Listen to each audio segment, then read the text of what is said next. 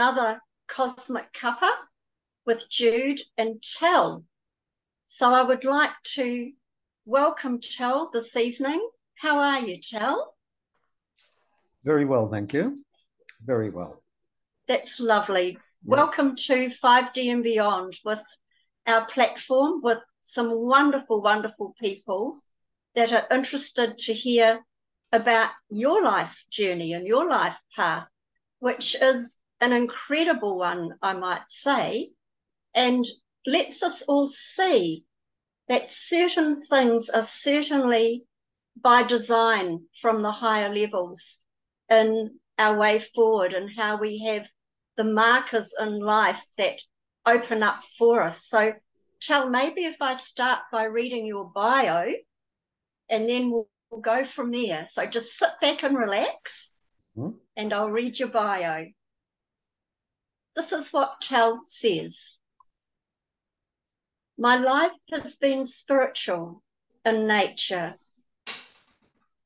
No other attainments. Nothing of note educationally, sporting, business, or financial success. Fortunately, I went to a very good grammar school in Auckland, Mount Albert Grammar. There the masters were all gowned and well able to maintain discipline. Therefore, one learned. One of my illustrious peers was Sir Peter Snell. While at Mount Albert Grammar, I was introduced to Albert Einstein and his work on atomic theory and quantum physics. Also, most fortunately, I was introduced to the philosophies of the ancient Greeks, especially that of Socrates and Plato. I was led by the nose, so to speak, to the spiritual realms. I did not plan or make any arrangements myself in this regard. Everything unfolded before my eyes in all sorts of diverse places without my knowing how I even got there.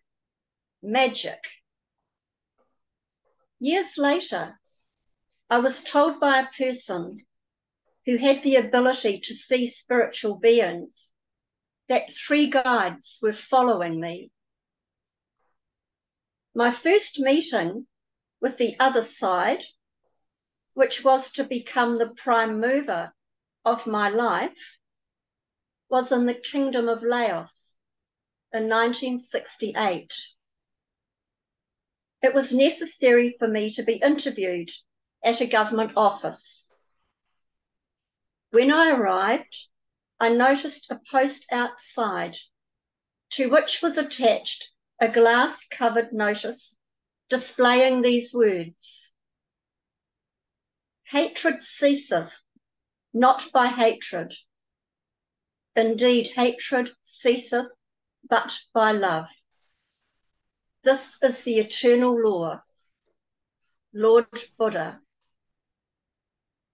After visiting this office 5 times that day, those words became indelibly imprinted on my mind.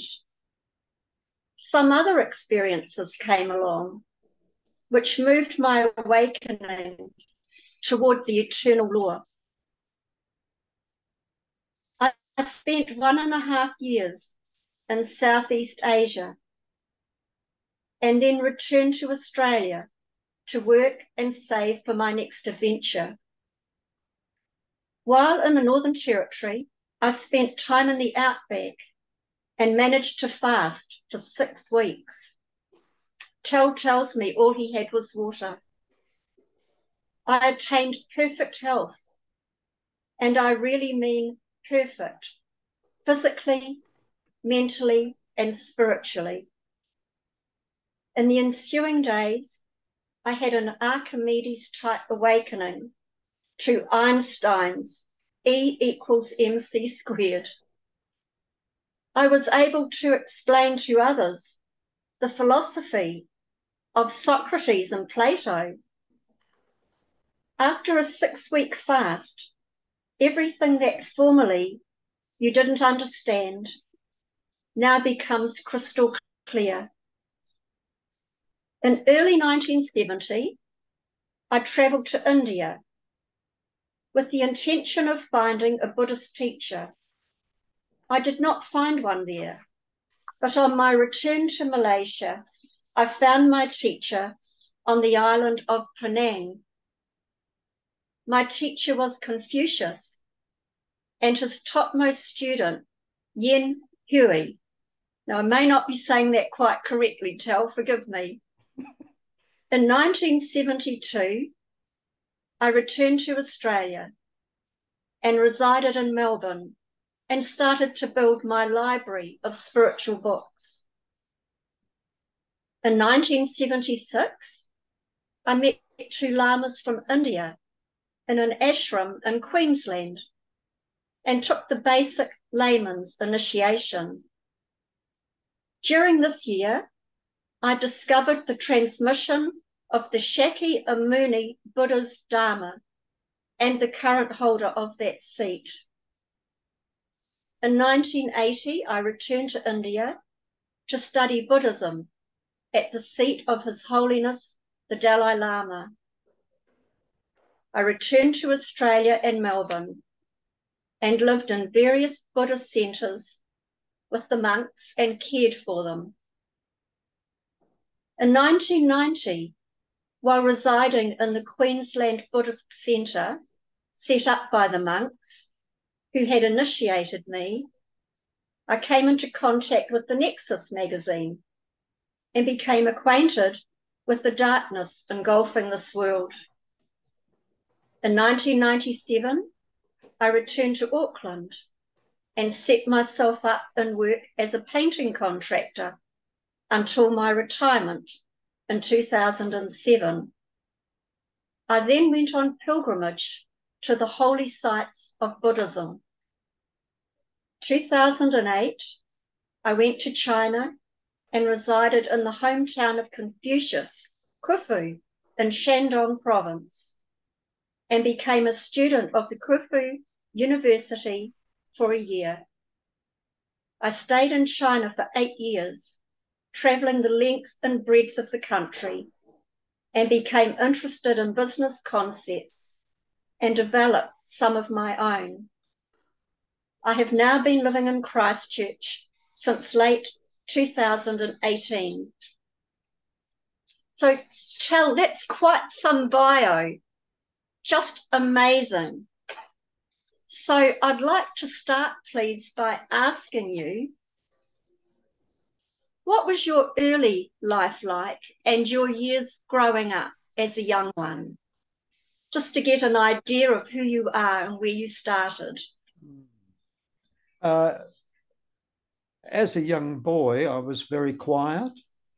And, I was an only child, the only son in the family. And I can remember my father saying about me, still waters run deep. So, it was, your youth is a reflection of what you've just come from in the previous life. So these still waters means in the previous life, I must have been, a good meditator. And, then I grew up and then I went to Mount Albert Grammar where life really blossomed for me. It was such a very good experience going to this wonderful grammar school. And as I say, there I learned about Einstein and I learned about, the Greek Romantic period. And bringing up also Socrates and Plato, but it didn't understand it at that time. So then life became a little bit difficult for me in my later years, although I grew up in the Christian tradition. I went to Sunday school on a regular basis. I was a member of the Boys Brigade, Life Boys, those sorts of things. Went to church every Sunday right up until I was 18. So I had that very good foundation all through the life. I actually went to a Billy Graham meeting in Auckland in my early teens. So that was great. But mostly things really started to open up for me when I went to Southeast Asia. There I was struck by how in our culture, if you were faced with this situation, you did A. But in an Asian culture, if you were faced with the same situation, you did Z.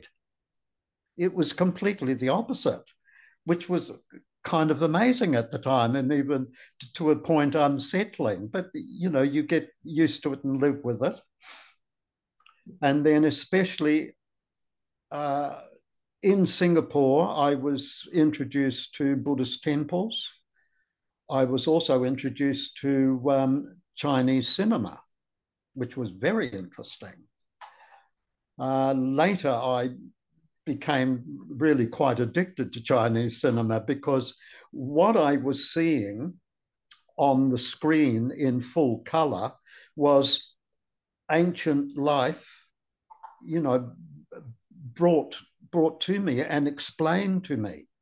Later, when I came into contact with Confucius, I could see, here with the Confucian actions, the doctrines of Confucius being enacted on the screen in color. It was very, very illuminating. Can we backtrack a little bit, please, Tal? Yes. And then come forward again. Right. Would you like to tell us about your introduction at Mount Albert Grammar School to Albert Einstein's atomic theory and quantum physics, and what most piqued your interest with that?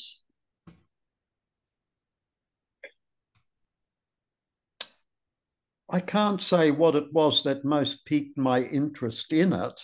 It was part of a mathematics. The mathematics teacher brought it out. And the introduction to the Greek philosophy came through the English master. There was nothing really that piqued my interest about it, but it was just there. It was imprinted into the mind somehow, and the equation E equals mc squared was put there. But it wasn't until I'd done that 6-week fast did I understand it. And when I understood it, it was an Archimedes moment, where Archimedes leapt out of the bath and ran down the street shouting, "Eureka, Eureka." I've got it. And that's how it was with me, with E equals mc squared. It was a eureka moment. It just, yes. Wow. And all of a sudden you understand. But when I was going to Mount Albert Grammar, it was just something that had been presented and something that you wrote down in your notebook. So, but not as an understanding. But not as an understanding. So even the teacher that was teaching us could only relay the information, but not the understanding. Yeah. Because he didn't understand it himself. Interesting. Would you talk about your introduction there to the ancient Greek philosophies, particularly Socrates and Plato, and how that shaped your interest in philosophy? I had been going to, Sunday school and church on a regular basis for many, many years. So when I was being introduced to, the Greek classics in our English class, and we were being introduced to the poetry, we were being introduced to philosophy, we were being introduced to those sorts of things, then as well, one day I happened to be in the city, this is in Queen Street, Auckland, and I was waiting for my bus. And as I was waiting for the bus, I was standing outside a bookshop, and I just sort of casually looked in the window of this bookshop, and there was a Jaco publication. Jaco is an Indian publishing house, very famous name in India.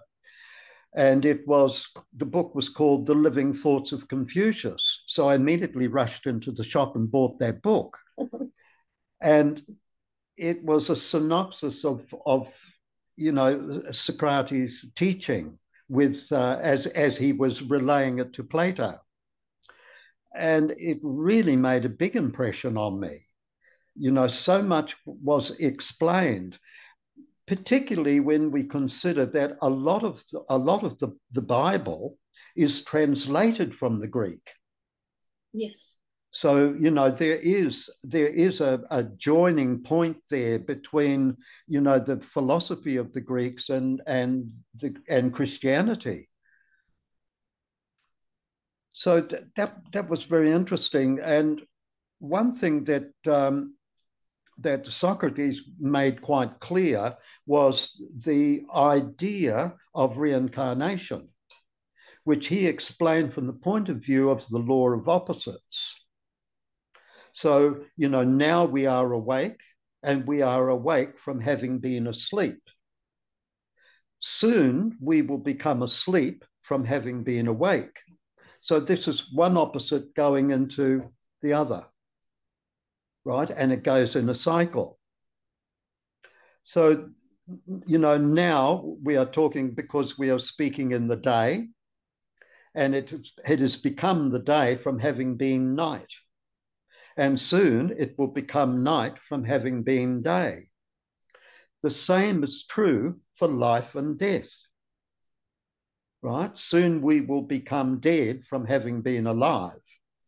And likewise, we will become alive from having been dead.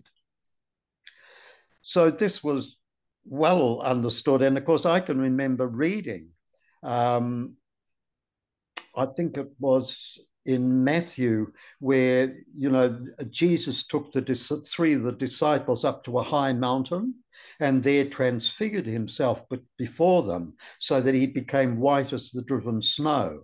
And on his left stood Moses, on his right stood, help me there. I'm not sure. Moses was on one hand, and another old prophet was on. Was it Elijah? Ezekiel? Elijah. That's right. Yes. Thank you. And the passage then goes on. So the disciples were asking him, Jesus, why is it said that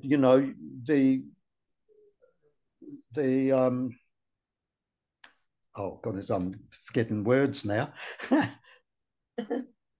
That you won't come to this point until Elijah has returned. And Jesus replied to them saying, Elijah had returned, but they didn't recognize him and cut off his head. And then the disciples understood that John the Baptist was Elijah reborn. Now, I don't think that passage is in the Bible anymore. I think it's been deleted. Oh, that's interesting. It was there in the St. James Version.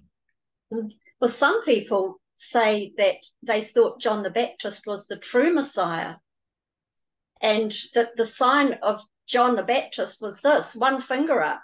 And you'll see excuse the one finger, everyone, you'll see in Leonardo da Vinci's paintings, a lot have the one finger, including in the Last Supper, where he was the follower of John the Baptist rather than Jesus and Jesus' family, which is quite interesting as another concept. It is. Yeah. Yes. Would you say that you had an interest in esoteric teachings before being formally introduced to them? Was it something that you think's always been with you in a way? Yes, it is. Yes, it is. Yes. I remember mentioning to you, I was about 20 years of age and had started drinking alcohol. And I was somewhere in Auckland at a party one evening, and I remember I remember the last thing that I was doing at that time. And I remember waking up early in the morning the next day. So, some point of that in that evening, I blacked out, but I was still walking and talking the whole time. And during this party, I brought the music to a halt, made everybody sit on the floor, and gave them a lecture on Zen Buddhism. Now, Zen and Buddhism were two words I'd never heard before in my life at that stage, consciously. But here I was, and I don't know what I said. I have no idea what I said to anybody, but it was just a talk on Zen Buddhism, which my friends were telling me the next week when we met again at the pub, you see, where we used to meet, this group of friends. And they were saying, oh, that was a really interesting talk you gave at the party at so-and-so last week, They gave a talk. I said, what, talk about what? They said, oh, it was a talk about Zen Buddhism. First I'd ever heard of it, but it's in you. Yes. And then, maybe from a past time. Yes, and that's about 20. And then here I am at 25, running right into it. Not by any plan of my own. I didn't arrange to go to Southeast Asia by myself. That wasn't my plan. But this was arranged for me.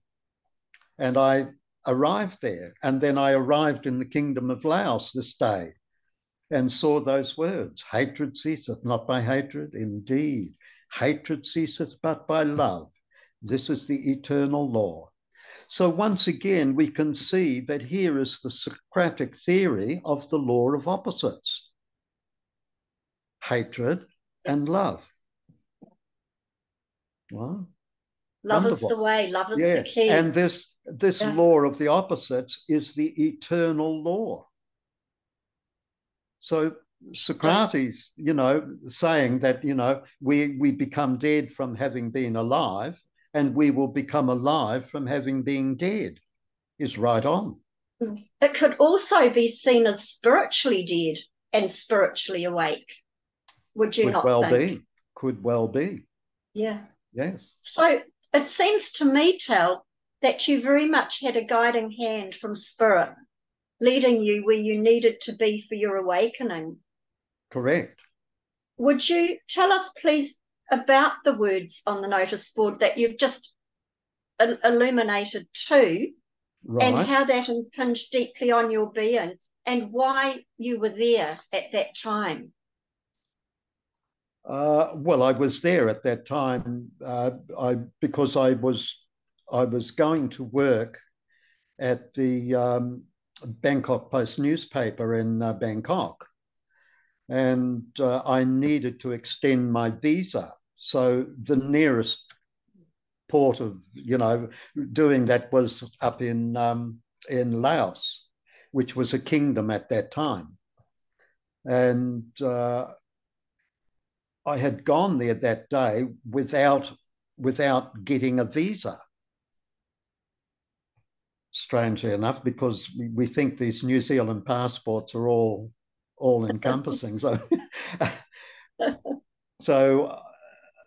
I got into a bit of trouble, and I had to go to this office, and I was going there, and I went back to do something else and went again. And that, but every time I went there to that office that day, I saw this. I looked at this thing, hatred ceaseth not by hatred. Indeed, hatred ceaseth but by love. This is the eternal Lord Buddha. And it really was indelibly imprinted on the mind. Some years later, I was reading one of the wisdom sutras spoken by the Lord Buddha. And in that sutra, he said, if you will memorize just a small saying, just a few words of mine, and he mentioned it in terms of a gata. A gutta is a 4-line verse. In this case, it was a 3-line verse, right? There was just 3 lines in the verse. However, I memorized it. And thereafter, I wrote it down on paper and would look at it and think about it and, meditate on it and mull over it and that, but I kept it with me all the time. I often wrote it on a piece of paper and put it on the wall, wherever I was living. So that saying has remained with me since 1968 to this day. It's still with me. It hasn't gone away. But Shakyamuni Buddha explained it like this. If you memorize it, righto, this is the Greek form of the argument. Now, the Greek form of the argument starts with the premise, ends with the conclusion. And in between, there is a bridge of logic and reason. Now, if you are meditating, thinking over and mulling over a correct premise, you will arrive at a correct conclusion. Okay, so the premise and the conclusion are of the same quality. So what the Buddha had said was that that this premise becomes the seed. It is implanted in the mind. The mind is the ground.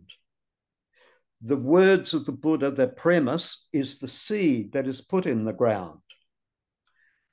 You're meditating on it, you're mulling over it, you're keeping it with you all the time, you're focusing on it, is the watering of the seed, the cultivating of the growth of the plant. And this seed sprouts and it grows and it sprouts branches and leaves and flowers and eventually fruits. So this is, your awakening comes from this. The Greeks knew so much. They, in the higher echelons, they were so aware, and in ways that maybe a lot of us today haven't even got back to in their understanding of philosophy and spirituality in a broad sense. Correct. We have a lot to learn from those remarkable people. That's right. So, here I am now at 81 years of age, and I'm still going to the gymnasium. Now, the gymnasium is a Greek word. Yeah. And when we look back to the very ancient times, when, the Greeks were producing all these fabulous heroes that are written about in the history, they all practiced the gymnasium. All the armies, the Grecian armies, they all practiced the gymnasium. The Spartan armies practiced the gymnasium, and they had the pantheon of the 12 exercises. Oh, exercises, right? Yes, but and they were sort of, they made statues of them.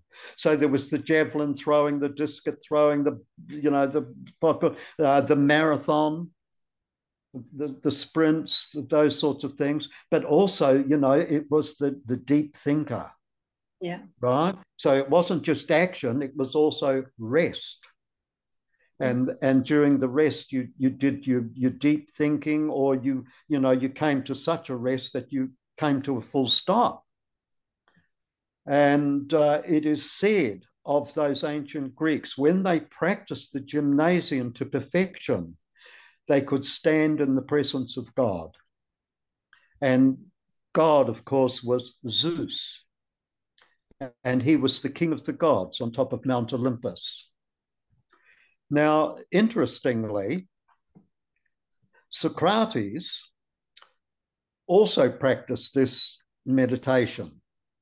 And it was noted, it was recorded in the history that he would be thinking very deeply about something, right? He was starting and he was thinking, and he would just come to a halt somewhere, maybe in the marketplace. He would come to a halt and absolutely stand there transfixed to the spot. Children were throwing stones at him, hitting him with sticks, kicking him, laughing and shouting and trying to push him over. But he would stand there, not moving, not taking any notice, transfixed to the spot. And then at some indiscriminate time, he would come out of the meditation and carry on with what he was doing. But years later, when the Greeks went over to Delphi to get the words of the oracle, who was the head nun of a temple there at Delphi, and she came out this year and said, "Oh, Socrates is the wisest Greek that has ever lived." Well, the Greeks were stunned. What? They said, this fellow that argues with all comers in the marketplace every day. How could he be the wisest Greek? Because everybody has a sort of a picture in their mind of what a wise person looks like and how they should be conducting themselves. And Socrates wasn't one of those people. In his younger years, he fought in the army and defended Athens against, the invaders. So he did all those sorts of things as well. But he was listed as the wisest Greek that has ever lived. So when they asked him, Socrates, tell us, what is it that you know? And his reply was, there is only one thing that I know for an absolute surety, and that is that I know nothing. Interesting. That would have upset everyone. That would have upset everyone because, to be wise, you have to know something. Exactly. However, when you go deeply into the Vedic Hinduism and Buddhism, what you find is that there are 28 levels of heavens. The 28th level of heaven is something really quite extraordinary. People that reach this level will have a lifespan of about 4.3 quintillion years. There's absolutely extraordinary length of time. And this is the heaven of neither perception nor non-perception, is the English translation of it. Just below that heaven, this is the 27th level, is the heaven of nothing whatsoever. So Socrates, by his deep, deep meditations and searching, had arrived at that level, and he will live in that level for about 1.1 quintillion years. Really. It's interesting that as a soul develops and moves through the different realms, the life expectancy is lengthened. The longevity is lengthened. Yeah. And it seems to have a lot to do with awareness, spiritual awareness. Yes. This is what Einstein was talking about with relativity. Right? So what we're doing is, the spiritual life is dependent on raising the rate of vibration. Yes. Right? So when you raise the rate of vibration, if you raise it up a little, then you might get to the second level or the third level or something like that. But, Socrates had raised that rate of vibration up to the 27th level. Remarkable. Really, with no teacher. So he must have had lifetimes before where he had been enlightened. Correct. And had come back into this time for his mission. Yes. At the time he was here. That's right. I wonder if you could talk about some of your earlier spiritual experiences, if you care to share anything that happened with you.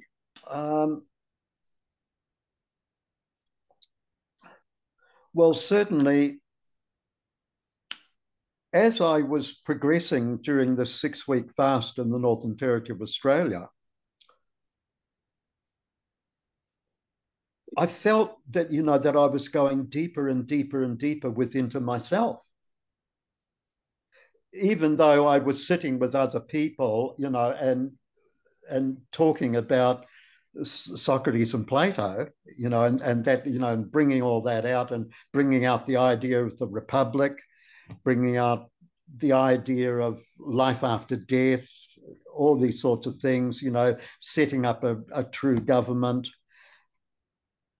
I noticed that I was going deeper and deeper into myself, because as you stop eating, even after 3 weeks of not eating, you've become very, very healthy, because you've purified yourself. And this is what Jesus said, fast and purify yourself and sin no more. This is the way to raise the rate of vibration. So the evening, I was just sitting at ease. And as I was sitting there, I had gone within, and I was seeing the thought, and I could see that the thought process was going around. And then as I watched it going around, I saw it begin to speed up. And as it got faster and faster and faster, it picked me up and straightened, because I was, just relaxed, slouched back. But then as it got faster and faster, it picked me up and straightened the backbone. And then all of a sudden, boom, I had this experience. And when I experienced it, I said, that's it. I understood E equals MC squared without having to go through any logic bridge. So you see, the holy men of India often give this thing here, you see. So if you go this way, it's the path of logic and reason. But you can go from there to there in an instant.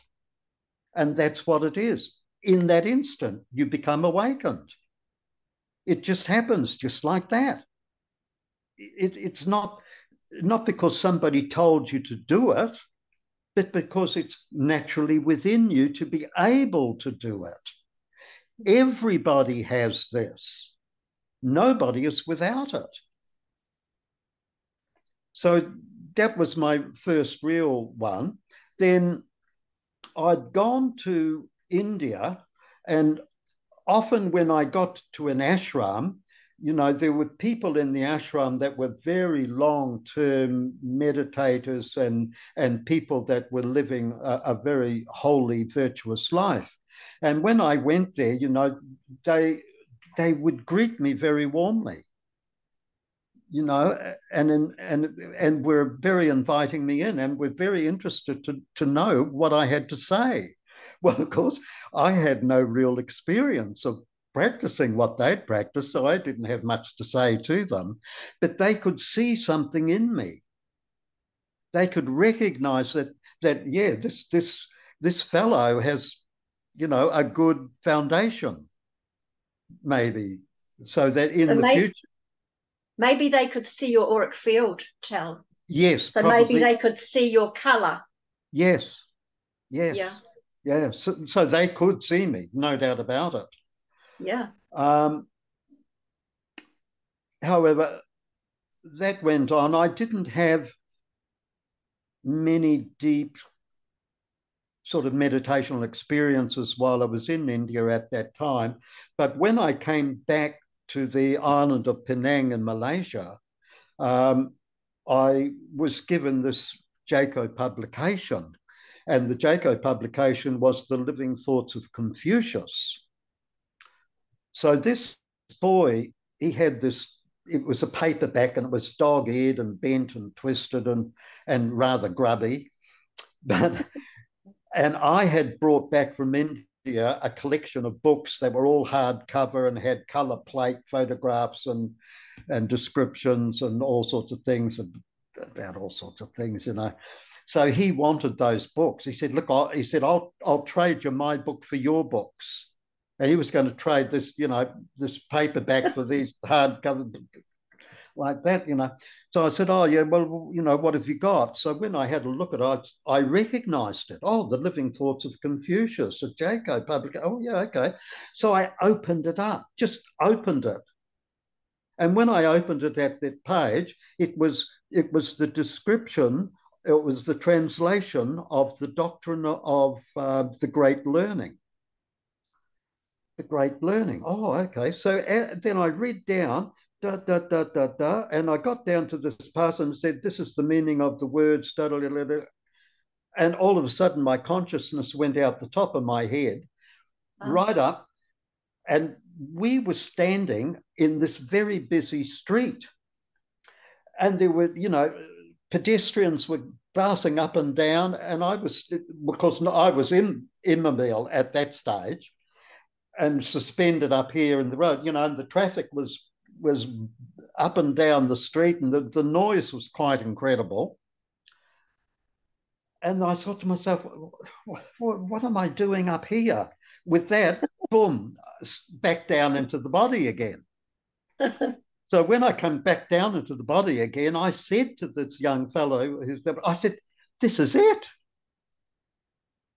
This is it. Anything that can make you do that, is clearly, like the speed up, of the vibration was dramatic, so quick, just from reading a few words of Confucius.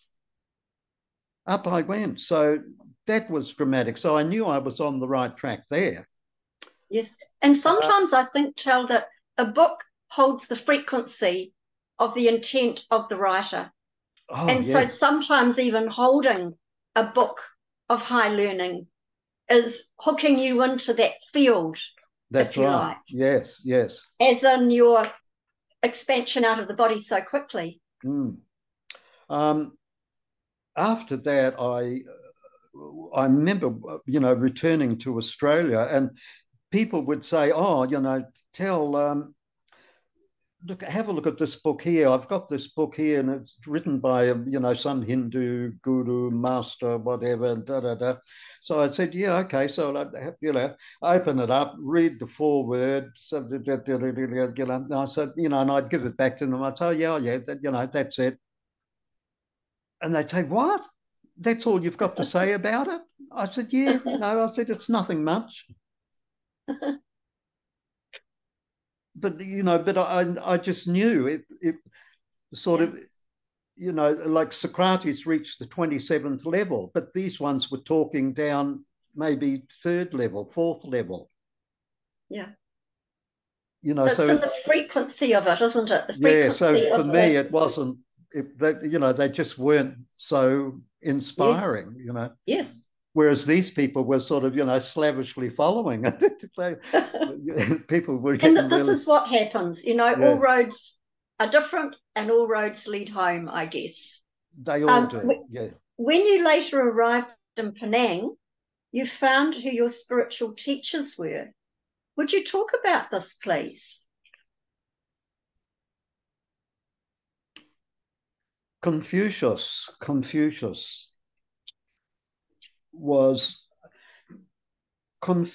was born slightly behind Lao Tzu. Now, Lao Tzu was an accredited sage at his time. He was a government official in the state of Wei, and Confucius was born in the state of Lu. They were, fairly close. So Lao Tzu was an accredited sage, was already awakened, but Confucius was not. So the teaching of Lao Tzu is from that point of view. He's teaching from the point of view of an awakened sage, whereas Confucius had to learn how to become a sage. And it took him 68 years. Right, from the time he was born to the time he became enlightened was 68 years. And his enlightenment was certified by Lao Tzu. So he was definitely an accredited sage. Then from 68 to 72, when he passed away, he produced the doctrine of the Great Learning and the doctrine of the Golden Mean. Now, when we look at this doctrine, the Great Learning, when we look at this word, the great is greater than the 28th level of heaven. But it is so great that it includes all the 28 levels, plus humanity, plus the animal kingdom, plus the ghost realms, plus the hell realms. All of those are included in the great. The great is what we may call the source of all things. A sage is one who is awakened to the great. Lao Tzu was awakened to the great, and when he wrote down the Tao Te Ching, it was from that point of view. Whereas Confucius had to learn how to become great. Hence, his first doctrine is called the Great Learning. Now, quite often, the Chinese words are back to front from the way we look at it. So actually, the doctrine really should be called learning how to become the great. Yeah. The learning is great, no doubt about it, but you are learning how to become one with the ultimate source of all things. He also made another doctrine which was called the Golden Mean. Now, the Buddha had already, set up the idea of the middle way. Yes. So Confucius had come to the same realization when he became awakened, but called it the Golden Mean. Does that mean the same thing, Talc? It does mean the same thing. So like the Eightfold Path? Correct. Yeah? Yeah, yes. And the Eightfold Path is in the Great Learning. When you go through the Great Learning, it's in there.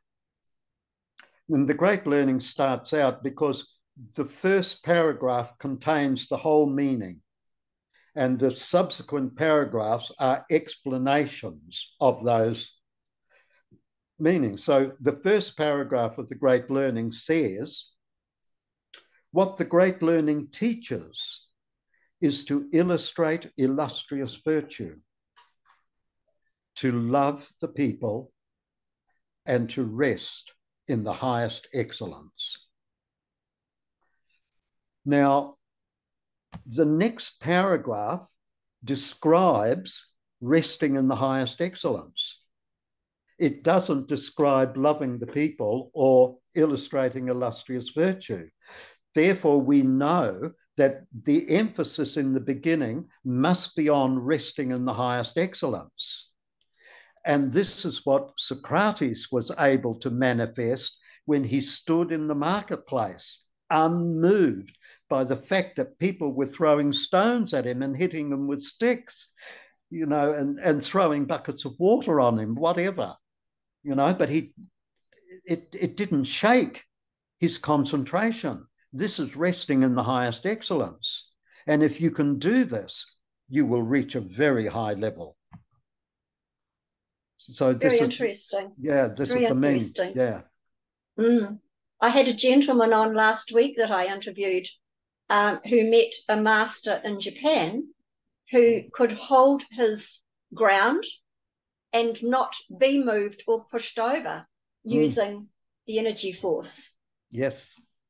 And it reminds me of that. He absolutely stood his ground. This elderly, seemingly frail man who was not, Yes. because of the energy he imbued through practice Yes. to stand in one place and not be moved. Mm. So I imagine that man would have been quite enlightened in his own right. Yes. Confucius also said something really quite important when he was talking about, he was making commentary on the Yi Ching, the book of change. And he said that the previous sage that had formulated the final setup of the 64 hexagrams was saying that we were in a descending age. Right? Now, at that time, that Lao Tzu, Confucius, Buddha, in Greece, it was the time of Solon, who was a very great sage in Greece at that time. And the Buddha, of course, the average lifespan was 100 years. Now, today, the average lifespan is about 67 years. Although in our country, of course, we have, a different lifestyle, we have different way of living, and therefore men live to about 83 and ladies can live to about 84 on average. But if we look at the world as a whole, then we see that, yes, the lifespan is about 67 years because so many people die, younger than that. So, from the time of these great sages down to this present time, we've gone from 100-year average to 67. And we keep going down. So we are in a descending age. Yes, definitely. That's right. So at the break of a descending age, I should say. Yes. Because it's going to break to start that pendulum sweep coming up again.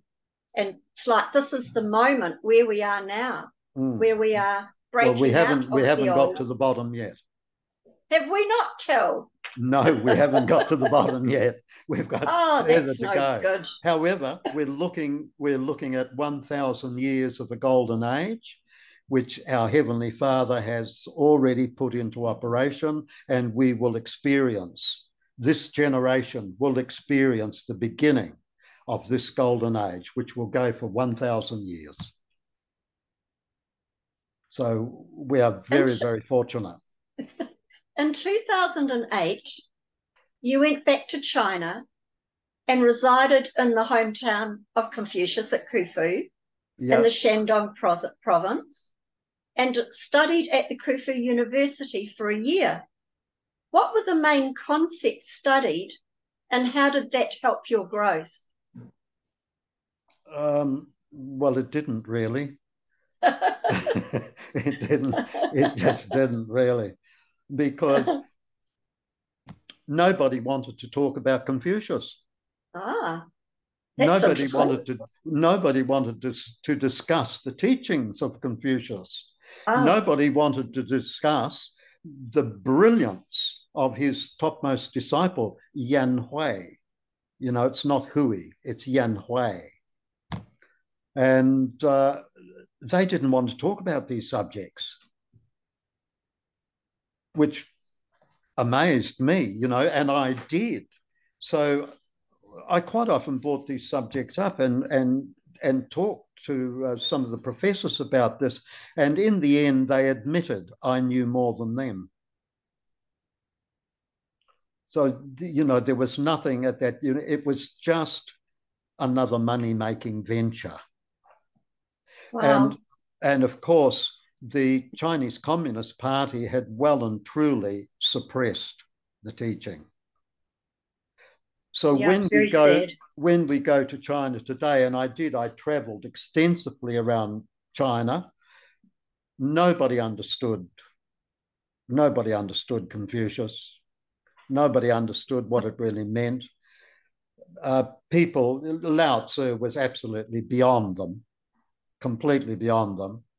And Buddhism and Taoism were really shrouded in superstition. It was superstition. It wasn't study. It wasn't awakening. It wasn't loving the teaching. No, Very sad, isn't it? When you think the Communist Party had done their job well. Absolutely. Yeah. And that's what it was all about. It was taking away any form of reverence or spirituality. Yes. Very sadly, when you think of these great masters and all that they taught and the true teachings and how that's pretty much been stymied from that part of the world, and to a great extent in others as well, seems to be the way of taking away. But I can tell you, Judith, from 2025 on, all these teachings will come back into their own. Fabulous. Absolutely fabulous. Yeah. What makes you say 2025? That's the timeline. We need about another 1.5 years to remove the demonic dark side. But when they are removed, and it will be by about 2025, and in 2025, there will be a big international jubilee, announcing, that the golden age has arrived and that the other side has been put to sleep. Fantastic. Bring it on is all I can say. We've been waiting for this for so long. Absolutely so long. Just about here. It's just about here. Were you able to harness the power of chi, ki, prana in your study of the teachings? And if so, how was it utilized? Not really. Okay. Not really. I know it's there. We all have it. But apart from those moments when it manifested, by my leaving the body, which happened to me on, 3 or 4 occasions, and my eureka moment, no, because I haven't practiced for that. I've been more like a follower of Confucius, and I'm learning how to become the great. Well done, you. Well done. Could you talk on the realization of having lived a previous incarnation as a Japanese soldier and your memories around that time?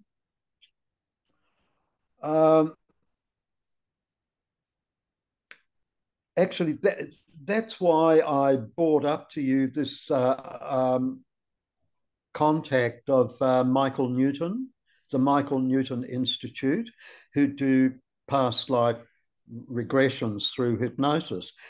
I feel that would be a very interesting exercise for me to go there and do that, and just see how this young 20-year-old drinking alcohol could possibly know to give a lecture on Zen Buddhism. Exactly. I mean, where did that come from?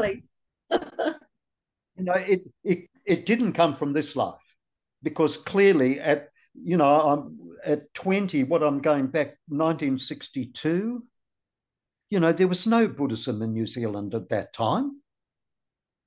None at all. Maybe if you might have found something on Buddhism at the Theosophical bookshop, something like that, but no, not much else. So, do you think that went back to your last incarnation? Well, then I'm looking at the time of the birth, you see, October 1942. I'm thinking that probably I was maybe a Japanese soldier who got killed at that time, or maybe I could have been a Japanese Zen monk somehow who got killed. So then, went for rebirth in New Zealand. in a place where I knew that in the future I would be able to, awaken again to it. Yes. Very interesting about the Japanese scientist Emoto. Yes. Emoto has made photographs of structured water, and you see these beautiful crystal shapes that he did. He took some samples from the glacier on Mount Cook, and also some water from Upper Hut or Lower Hut. I just forget one of the huts, but they have a spring from which the city water is fed from, and he took a photograph of that water.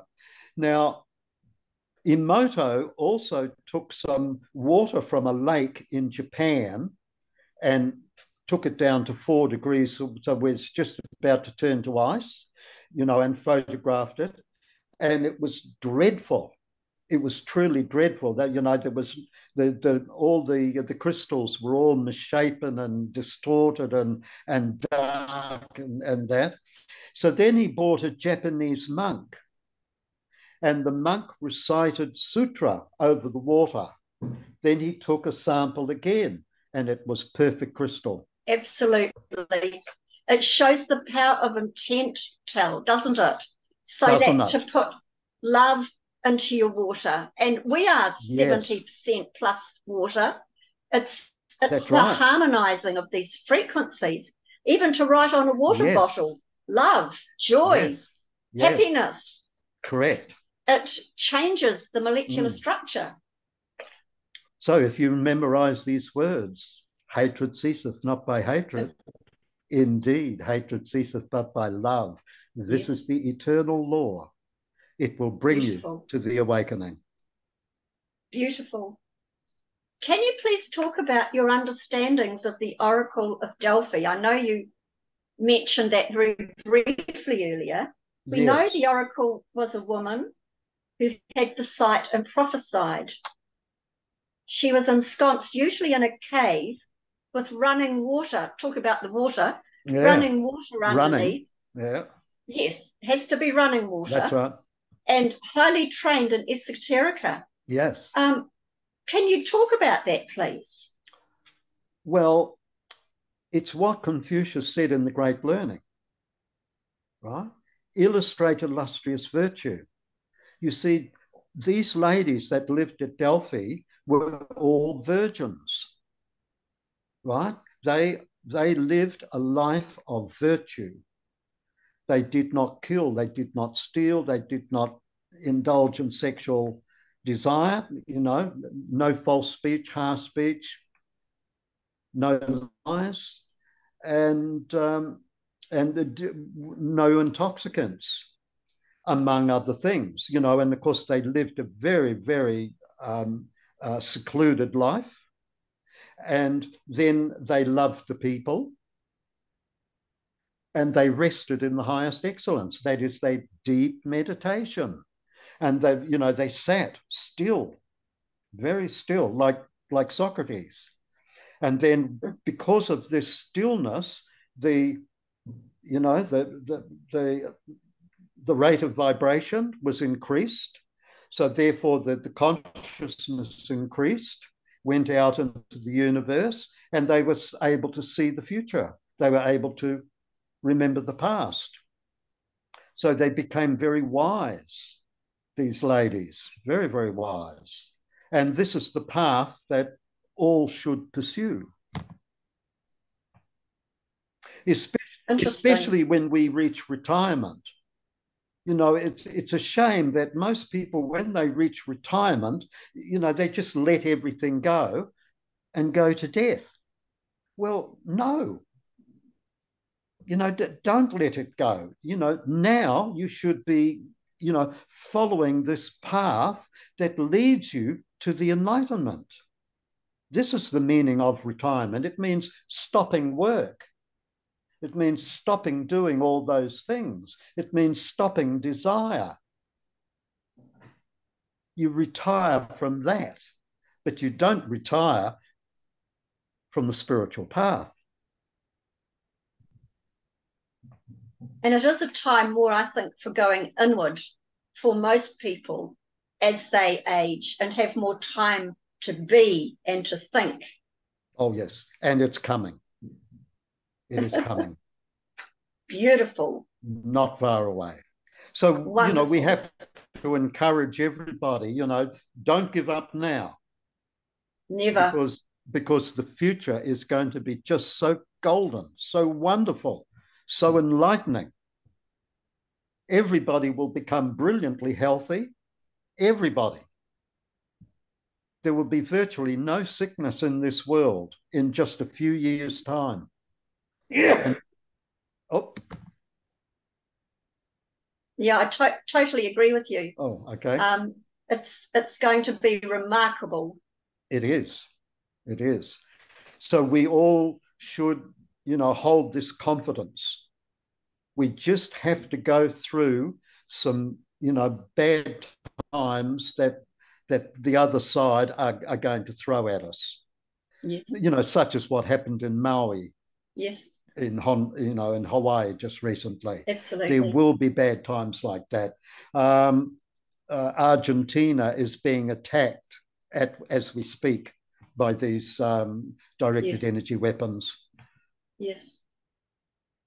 And why? Because Argentina just joined the BRICS. It did, indeed. Yes. So they've stepped away from the dark side.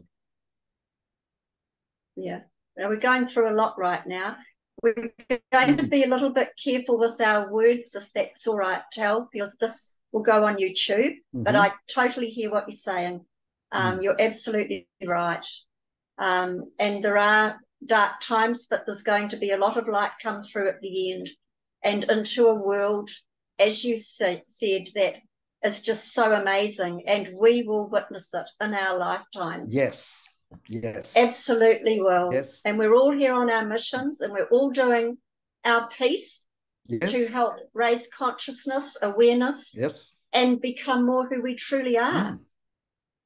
And which are enlightened beings at the end of the day. And it's not just us on our own. Our Heavenly Father, Lord Jehovah, is there in heaven, and he has already made these changes. So he's made the changes in heaven, and now they're gradually filtering down to us and to the animal kingdom. I think we all go together. I don't think anyone's left behind in that regard. Nobody's left behind. Could you please speak about the Yi Ching, or what most people know as I Ching? And was that divination tool, was it a divination tool that you use? And was it helpful, or is it helpful? It was a divination tool. And I spent a lot of time on it. I was memorizing the whole book, memorizing the 64 hexagrams, the 8 trigrams, how to do.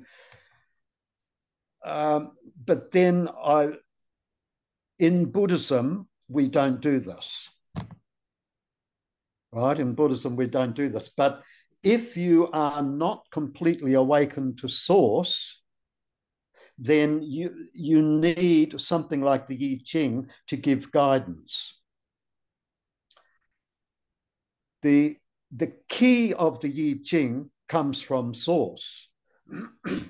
And the way the ancients interfaced with that was through the yarrow stalks. So they had 50 yarrow stalks and they put one aside. And then you had 49 and you divided them into 2 groups, and and you went through the things. So while you're doing this, before you start with the stalks, you actually have formed the question. So once you've formed the question, then you go through doing the stalks to get the lines and the changing lines. So as you're doing this, the mind must be kept vacant. The mind must be empty of thought.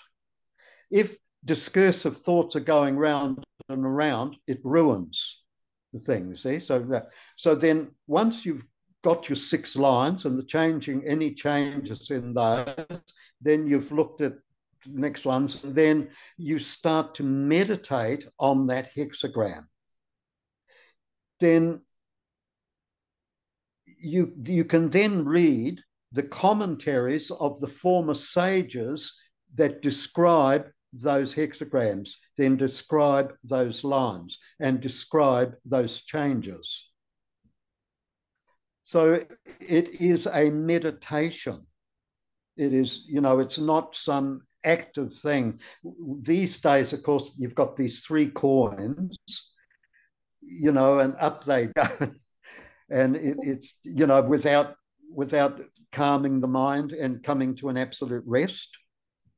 So it is to do something about it. It really requires that you are in a deep meditative state Makes perfect sense. Yeah, to be able to access it. Yeah. Because it's joining you to source. Yes. Makes perfect sense, because now is the only moment.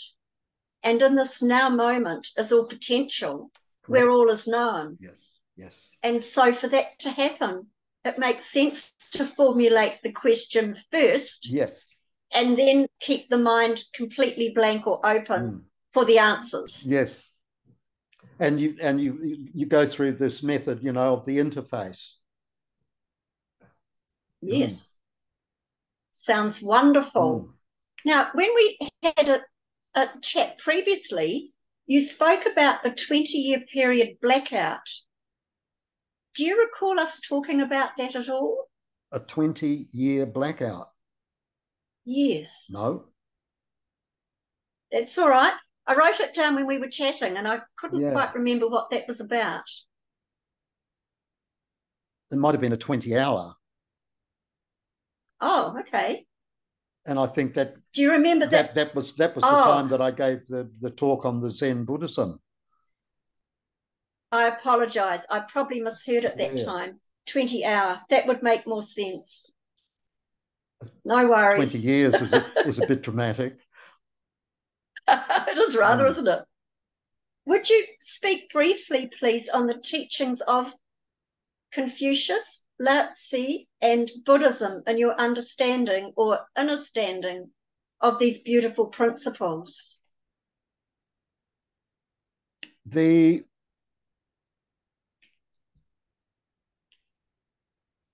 source is divided into 4 levels. The first level is the level of the great Arahat stage, right? Now, the Hindu Vedas go up to 28 levels of heavens and stop there.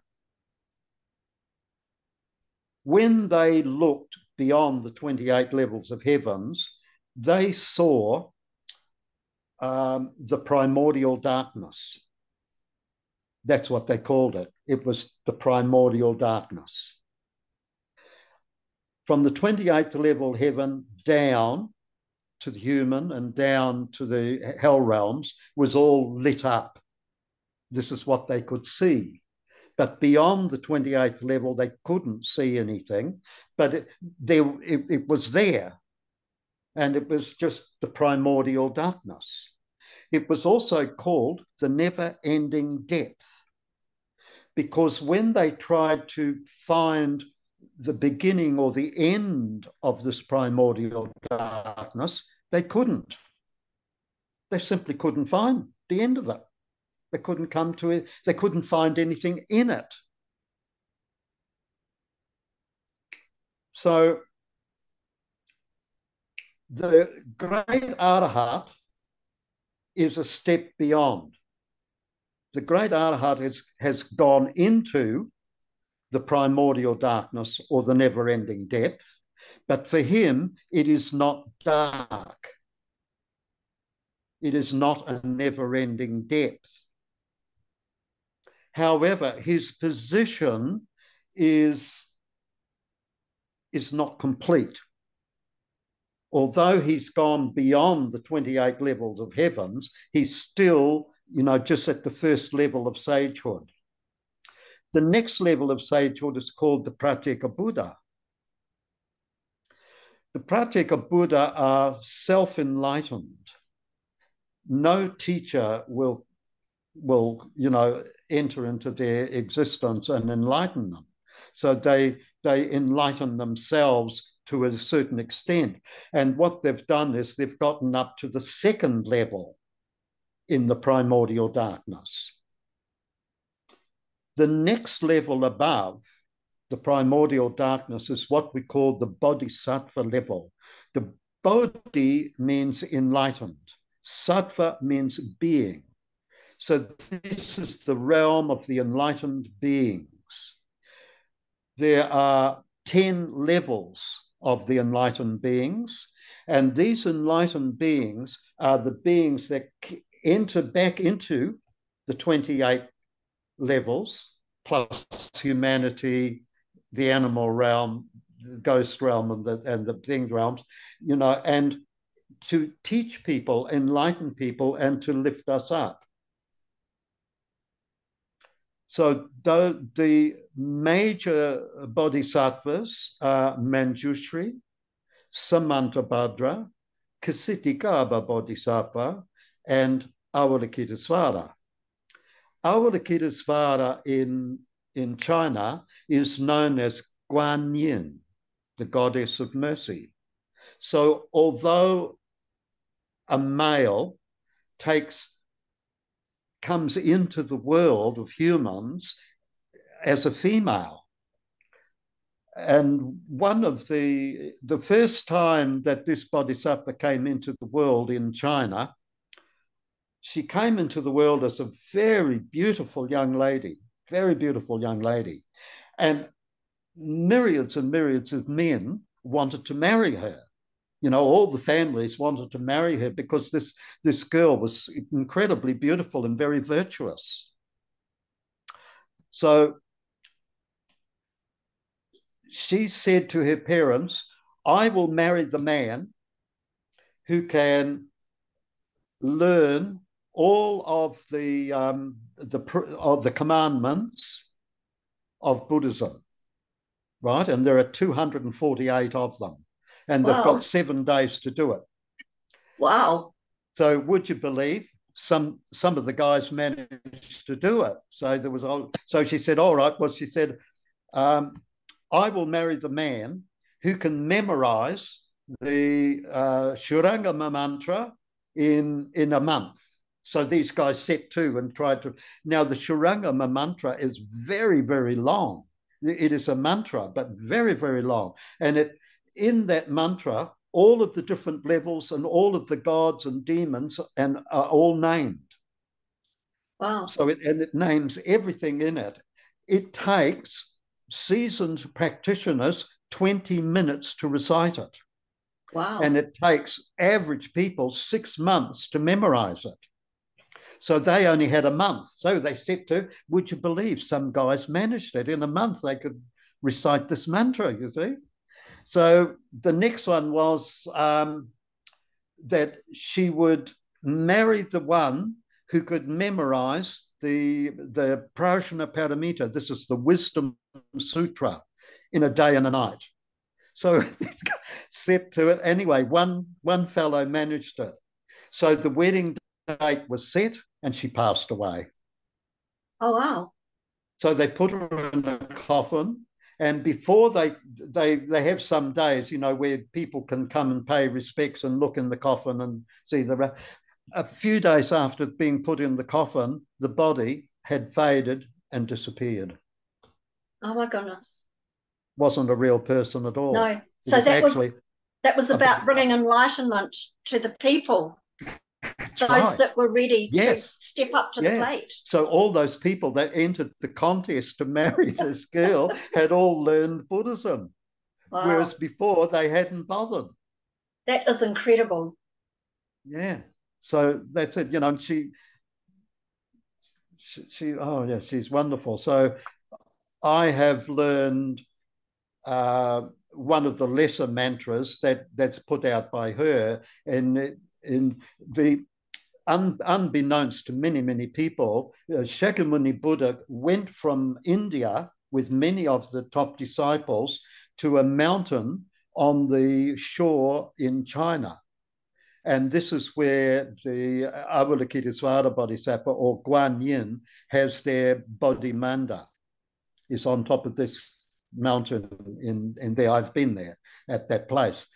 And, you know, very few people realize that Lord Buddha actually went to China. And at that time, that assembly was recorded as the Sutra of the vast, great, perfect, full, unimpeded, great compassion heart Dharani of the thousand-handed, thousand-eyed Bodhisattva who regards the world sounds. The thousand-handed, thousand-eyed Bodhisattva is Avalokitesvara Bodhisattva. So that is... so, you know, I have a copy of this sutra in my collection. So tell, for someone like me that finds that a little hard to digest the understanding, yep. What does that mean? The thousand hands, the so many eyes, etc. Can you just explain that, please? Because this being is enlightened into the third degree of the source, right? So we're talking here now about going beyond the 28 levels of heavens, right? This is what Hinduism, the Vedas, this is what they can see, right? When we go beyond that, it's primordial darkness. Nobody can see anything in there. Nobody can find the end or the beginning of it. So when you get to the third level, these people are beyond our comprehension, totally beyond our comprehension. We don't have a language that encompasses these people and what they can do and what they're doing. You know, it's just, it is kind of difficult. So it relies a lot on faith. And it is said, it is an old saying in Buddhism, you know, that faith is the mother of all Buddhas.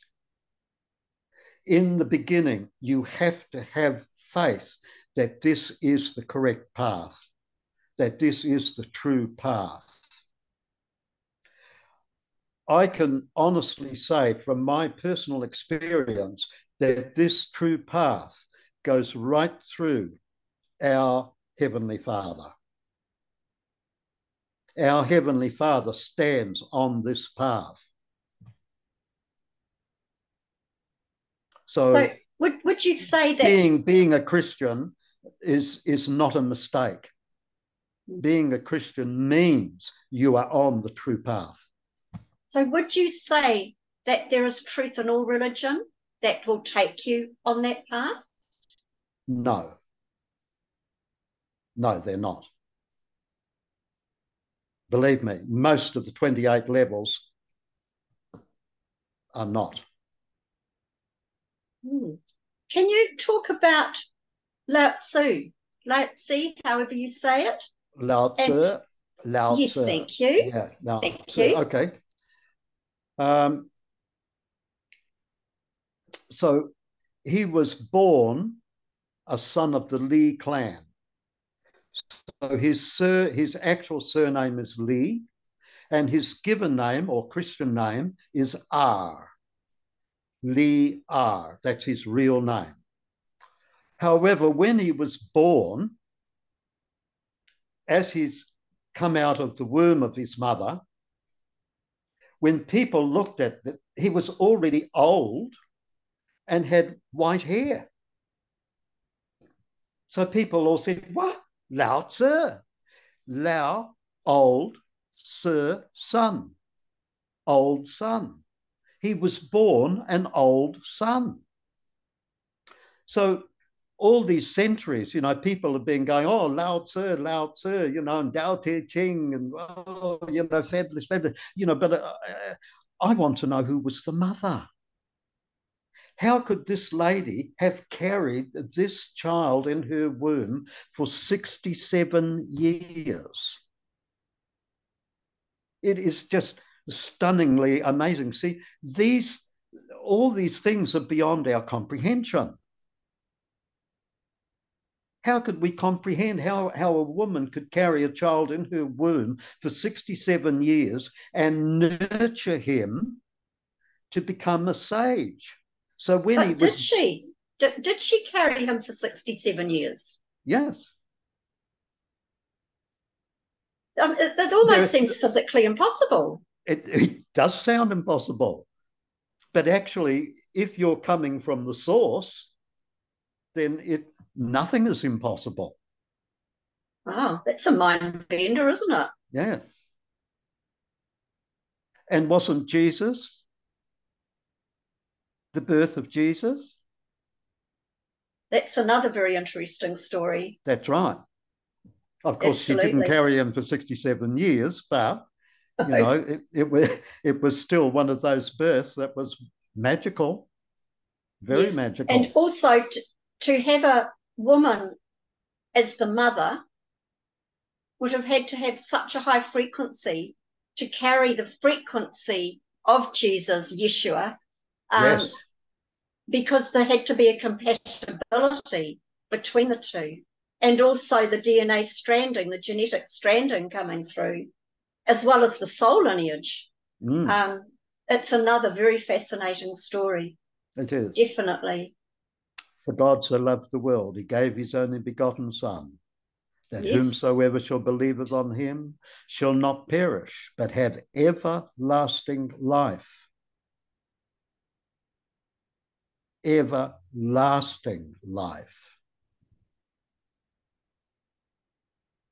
Do you feel your life is still being divinely guided? And if so, how is this happening to you now? Because I've been brought up to this particular time. You know, here I am at 81. Well, by the time 2025 comes along, I'm going to be 83. You know, and now this golden age is going to start. You know, and here I am with this understanding, with these teachings. You know, so it doesn't matter if you're a Christian and you believe in Christ. I can sit here and talk to you all day about it. If you're open to the teaching of Confucius, then I can introduce Confucius to you. If you're open to the teaching of the Buddha, then I can introduce you to the teaching of the Buddha. But I can't just do that willy-nilly, because some people get upset. You know, many Christians say that, oh, there's only this one way, and you know, if you believe in that, you know, you're out of it. And then they just can't accept. But my life shows me, because I was brought up in the Christian tradition. And from the Christian tradition, I was taken to Buddhism and then Confucianism. So I'm a Christian Confucian Buddhist. That's a wonderful blend, isn't it? Yes, it is. It's a wonderful blend. It really is. What is the main lesson or understanding that you think you've gained from your studies and teachings from the masters? Well, I think that's still to be revealed. That's a good answer. I think it's still to be revealed. You know, I can't say at this time, I know. But, you know, they're keeping me here.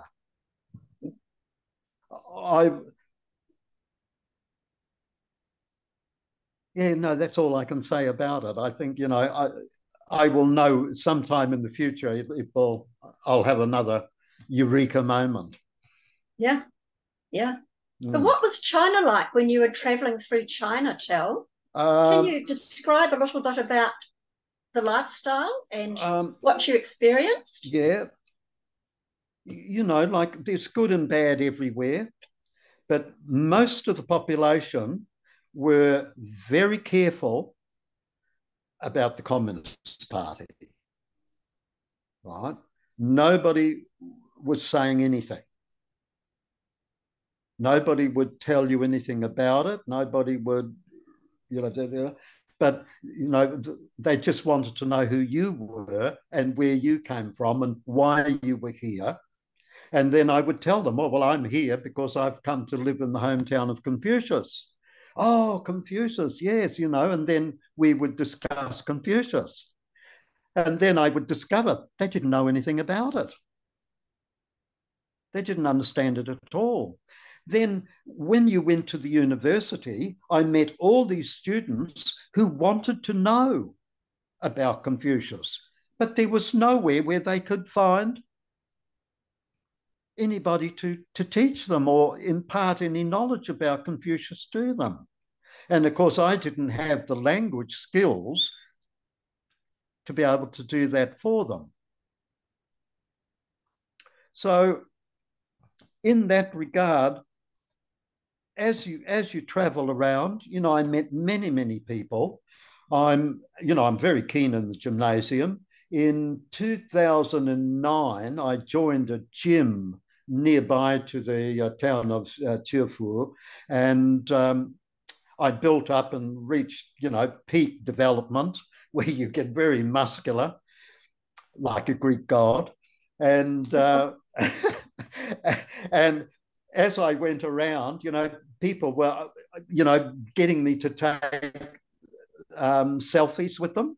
They wanted to have a group of people around and photograph me with the group of people, and then they wanted to know, how I could be like this, and I would tell them, hard work regularly.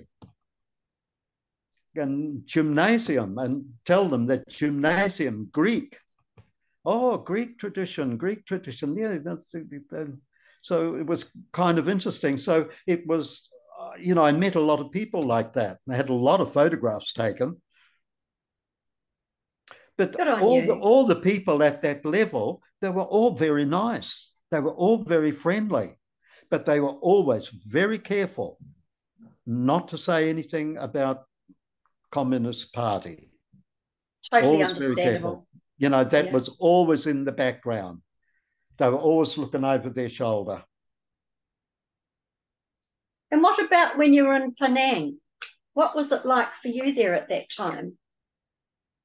Well, in those days, it was lovely. It was lovely. I'm talking very late 71, 72. It was very, very natural. Very, very natural. Very lovely. The people there were okay. And I spent a lot of time going to the movies. One day, while I was in Penang, at one of the towns called Ipoh, it's sort of a bit south there on the mainland. And I caught a bus and went down to Ipoh to see this movie. And it was a Japanese production on the life of the Buddha. And I can tell you, after I watched this film and wept, absolutely wept. I cried tears of joy. And after the film was out, you went sort of out the back to the back door to go out. And I walked right around to the front, bought another ticket and watched it again. Wow. Right away. It was just loved it, even though it was a Japanese production, and they were all Japanese actors. But it was really lovely. It obviously had a very big impact on you. Yeah, it did. It did. Yeah. But then but I've been watching, I'm still watching Chinese movies, would you believe?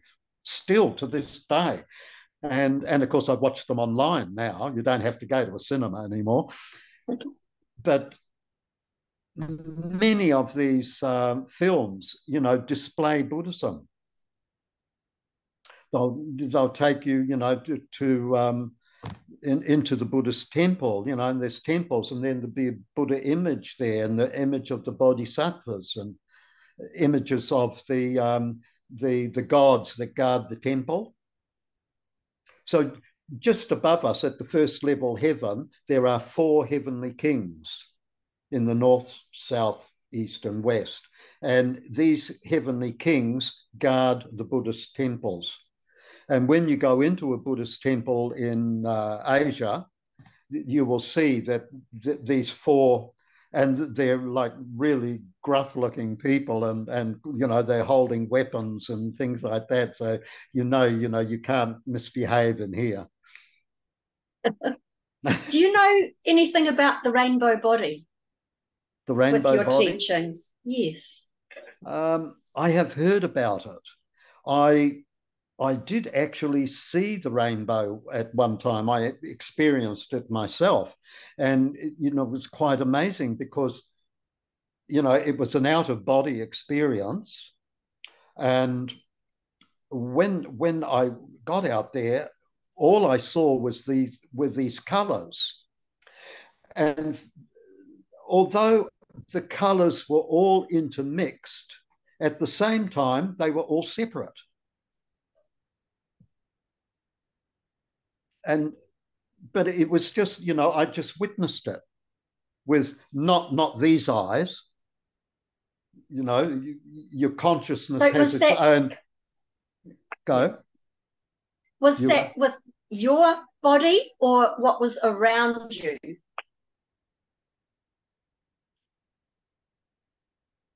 Well, no, it wasn't around me. It was everywhere. Oh, wow. You know, there was no end to it. Wow. That's pretty amazing, isn't it? Yeah, like when this happened, when I had this experience, there were no worlds, there were no bodies, there were no people. There was just the rainbow.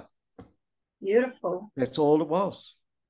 Beautiful, Tel. Yeah, and it, you know, and there was no feeling of alarm or anything. It was just, and as I was experiencing it, I was noticing that although all of the colours were intertwined, but at the same time they were all separate. That's amazing. Yeah. Have you ever felt a state of bliss, of complete bliss and peace? Yes, I have. Yeah, but again, it's not something that you ascribe to being in a body. It's something apart from the body.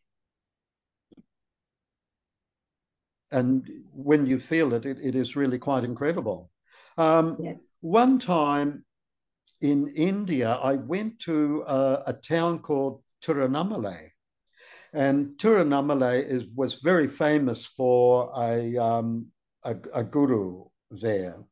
He was a Tamil, because in Tirunelveli is in Tamil Nadu.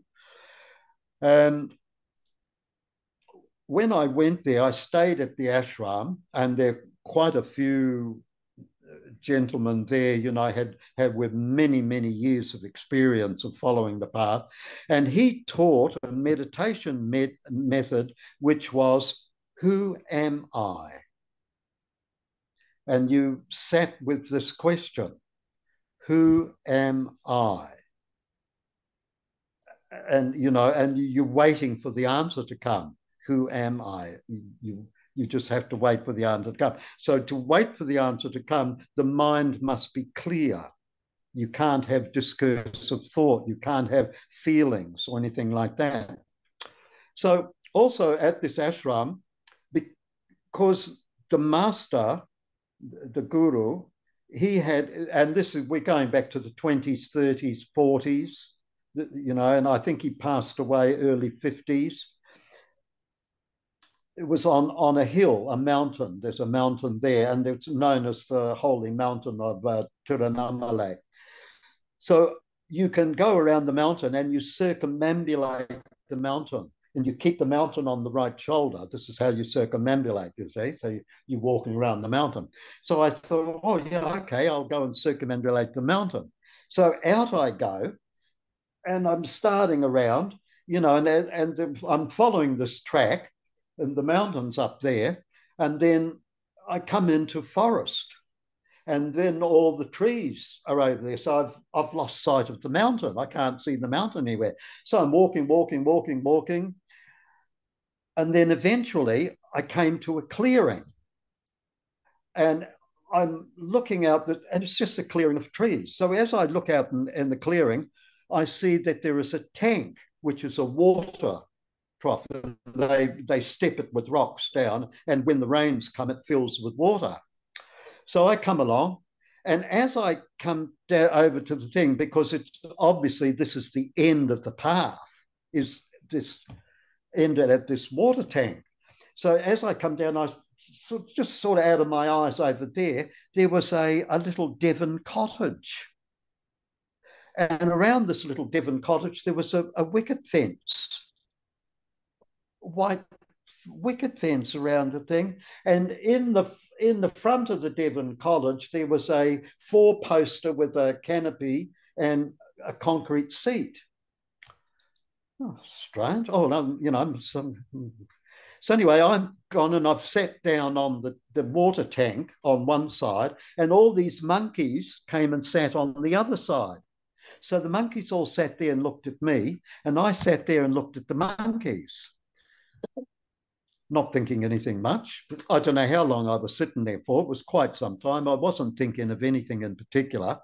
But then I thought, oh, well, I better turn around and go back. You know, I'm on the wrong path. So when I got up to come back, over on the seat, this in the four-poster, there was a yogi and sitting on the seat. And not on the seat, he was sitting on a tiger skin. And this yogi just had a loincloth, just wearing a loincloth, sitting up in full lotus, and a massive hair all cascading down the back. But it was all sort of done up in a plait, sort of plait, you know, it was all done up, but it was still hanging down the back, a lot of hair. Well, he was like a magnet, and I was like the iron filing. So I've gone over, I've opened the wicket gate, closed it, gone over, you know, and I've got down onto my knees with my palms in front of them, and there was not a thought in my brain. Nothing would arise. I could not think. Right? In this yogi's presence, I could not think, but I could see. And what I could see was he had this golden skin. You know, it wasn't brown or dark colored. It was golden skin, golden color. And it was blemish free. There was not an absolute blemish, and perfectly shaped, beautifully shaped, beautiful body, and glowing, and the light was shining out of the eyes. And when he opened his mouth, light shone out of his mouth. So I'm kneeling in front of him and I can't think. Now, normally, if you're in a position like this, you know, and clearly he's come out of the thing and set himself up so that I could go over and he could give teaching. But I didn't think of anything. I couldn't think. So naturally, wow. I couldn't ask anything because I couldn't think. So eventually he leaned forward and he said to me, "Are you staying at the ashram?" And I said, so I sat there, you know, more. Nothing arising. And then eventually it came upon me that I should go. That I've been there long enough sitting in his presence and I should go. So I said, "Oh, I should go now." So I got up, the little gate, shut it behind me, and off I went down the path. So when I came down this path, and I'm still not thinking, I'm just walking down the path, no thought. When I come out of the canopy of trees, I'm thinking, I could see to the horizon. I could see to the far distance. And I thought, what is wrong with me? You know, because as I am conscious of this here, I'm also conscious of that there. And with that, I was sort of struck by a bolt of lightning. You know the passage when Saul was on the road to Damascus and he was struck by lightning, which pounded him down to his knees, and he wept and changed to follow Jesus, right? And his name became Paul from Saul, right? Because as Saul, he was a tax collector, right? But that's what happened to me. When I had that thought that as I'm conscious of this here, I'm conscious of that far distant point over there at the same moment, bang, this lightning bolt struck me and boom, I was on the ground on my knees and I wept. I wept so hard. I cried and cried and cried. You know, just that yogi had purified me. Just, he'd got so much out of me and just without saying anything, without me asking for anything. But he was there and he was looking at me and he could see that I needed this jolt, which Saul needed. That's truly amazing. Yeah. So later, I was talking to quite a few of the people that know the area well, and they said to me, there is no such thing as a tank at the end of a path and a little Devon cottage with a yogi sitting in there like you have described. No such thing. Well, wow. What did I see? What did I experience? Yeah. Beautiful. So that was manifested for you. That was manifested for me. Beautiful. And without a word being spoken, without a thought arising, I was purified. By an enlightened being. Yes. And they talk about the golden man at Lake Titicaca in America. Yeah. Annually they cover a young man in gold powder and it's floated out. So where's the golden man thing come from? Interesting, isn't it? It is interesting. Because there are such beings. Yes. How remarkable to have that experience that you are obviously ready for, Tal. Oh, yes. And remarkable. You know, and I was looking at sheer perfection, Wow. not a blemish, and golden, you know, and perfectly formed, muscular, and so much hair. You know, it was like looking at Shiva. Like, wow. What color were the eyes? Well, the eyes were brown eyes. I think.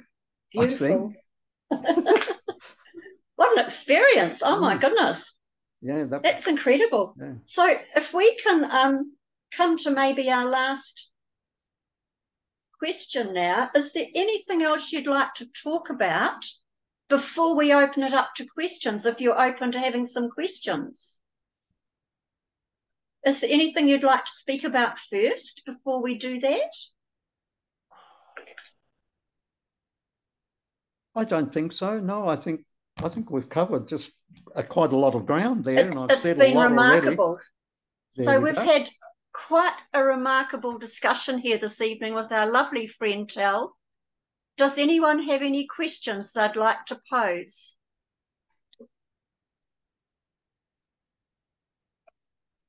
Hello, Rose. Hi. Would you like to ask your question, please? Yes. Hi, Tal. Thanks for a wonderful, wonderful, wonderful talk. It was really fascinating.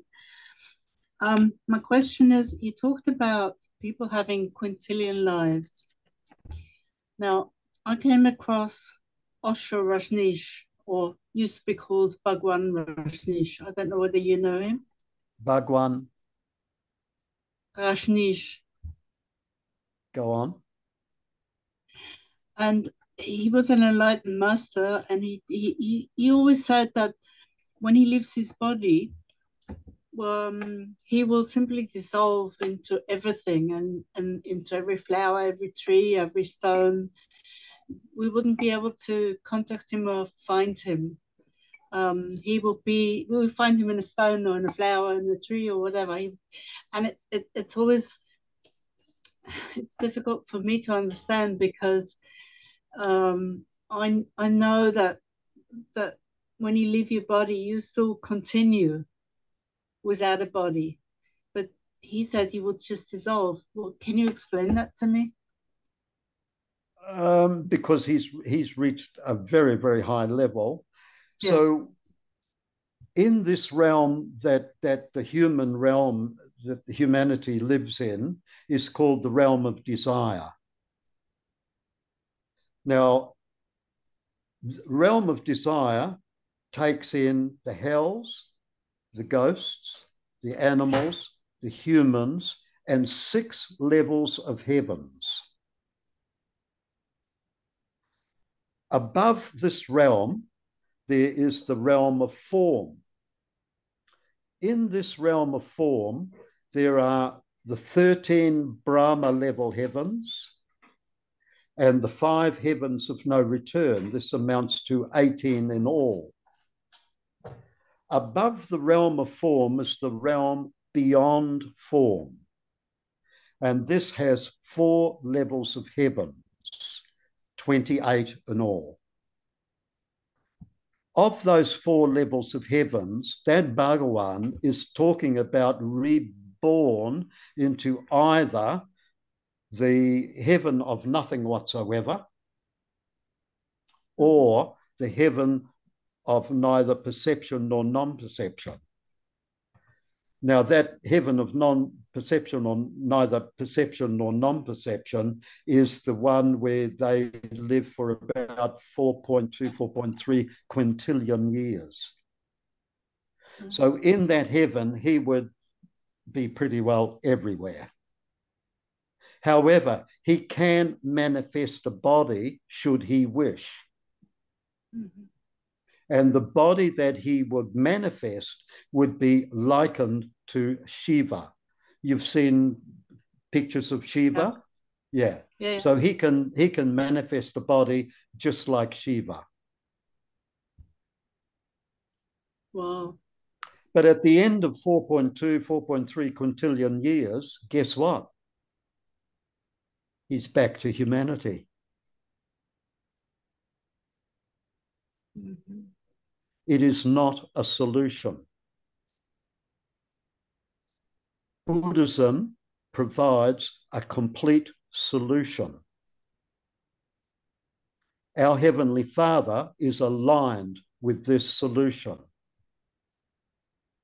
Otherwise, Matthew could not have said everlasting life.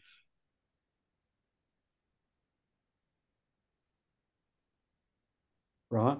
That Bhagavan going to this very high heaven is not everlasting. It is transitional. Right. But now you've heard it from me. Be confident in yourself, because you can only reach such an understanding, by many lifetimes. Previous lifetimes has brought you up to this point where you have a knowledge of this heaven, which is the highest heaven, 28 levels. Beyond that is the primordial darkness, is the never-ending depth. And that's what you're aiming for.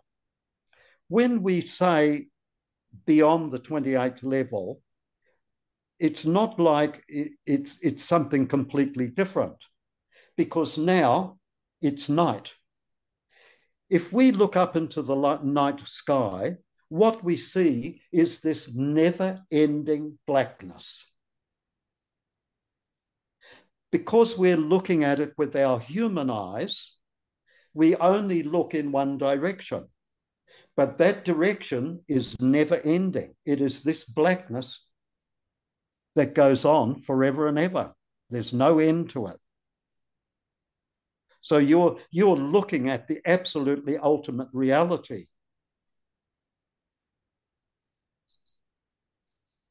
Now, what you need to do is really get on that spiritual path and awaken to it. Because you will find that it is not black. Mm-hmm. Right? There is, beyond the 28th level of heaven, there is a light. And only the awakened sages can see that light and interact with it. All of these people that get up to the various levels of gods, even the Brahma gods, they don't know it. They don't know where it is and they don't know how to get there. Whereas if you meet the king of the Brahma heavens, he will tell you that he is the all-knowing one. But I can assure you, when a Buddha appears in the world, he kneels before him.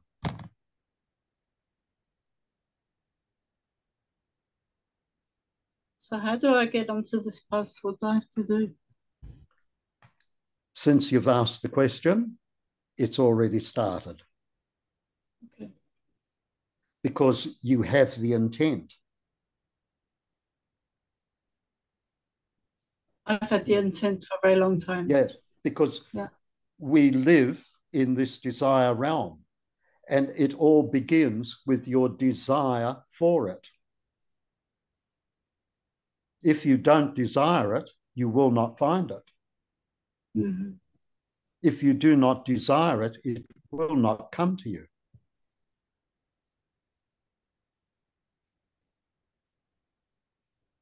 But I assure you that just in the near future, when this golden age really kicks in, it will all come to you.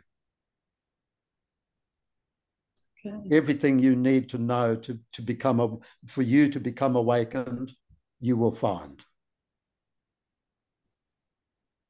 I decided that it was the most important thing in my life in 1980. Excellent. Excellent. I gave everything up for that. Like becoming enlightened, being on a spiritual path was the most important thing for me. And I've searched and done everything I could to go on that path and yes, to go that way. We have been suppressed for centuries. Absolute centuries. We have been suppressed, and the truth has been absolutely taken away from us. Yeah. So those days are over, and the truth is coming back. We're just about there. Wow. Thank you. Wow. Thank you, Rose. So before I come to Andy, can I ask you, Tal, you say, and I have heard it from others, to release all desire. And yet this is the realm of desire. Correct. How do we work the two, the double-edged sword, to make that work? How does that work? Well,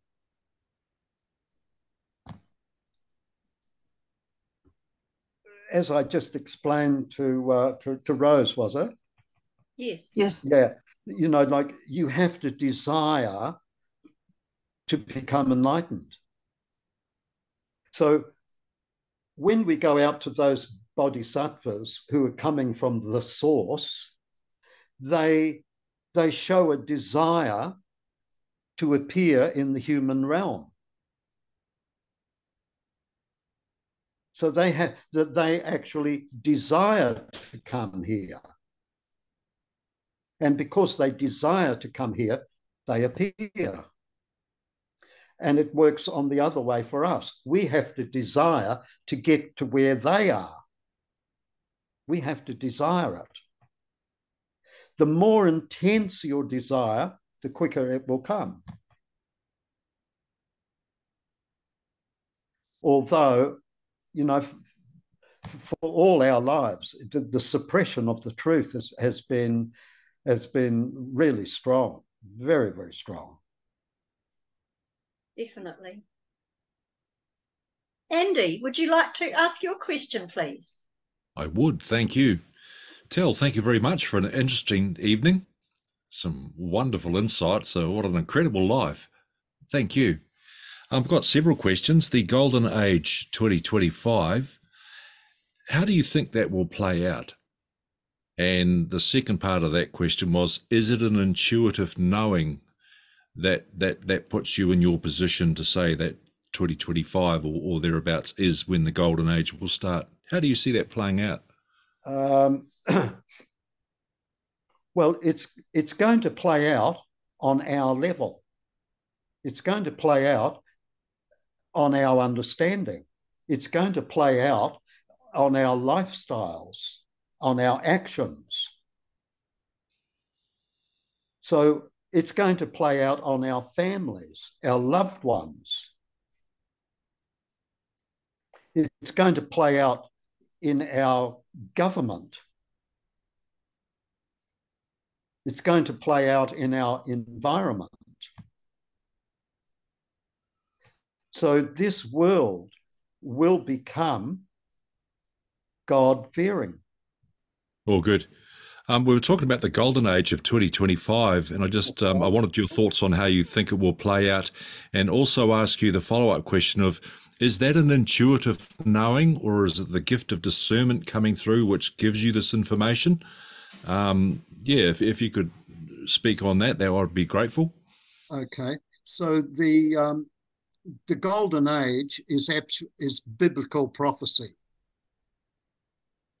Okay, and it's here.